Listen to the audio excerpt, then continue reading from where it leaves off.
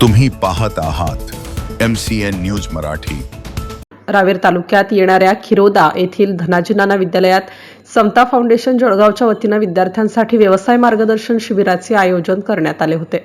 समाजहितासाठी सातत्याने कार्यरत असलेले समता फाउंडेशन ग्रामीण व शहरी भागातील विद्यार्थ्यांना योग्य करिअर दिशा मिळावी, कौशल्याधारित शिक्षणाची माहिती मिळावी व युवक आत्मनिर्भर व्हावेत या उद्देशाने विविध करिअर मार्गदर्शन, कौशल्य विकास व शैक्षणिक उपक्रम राबवत आहे। विद्यार्थ्यांच्या उज्ज्वल भविष्यासाठी कार्य करणारी ही संस्था समाजात सकारात्मक बदल घडवून आणण्यात फाउंडेशन कोऑर्डिनेटर आशा सुनील तडवी यांचा मोठा वाटा दिसून आला।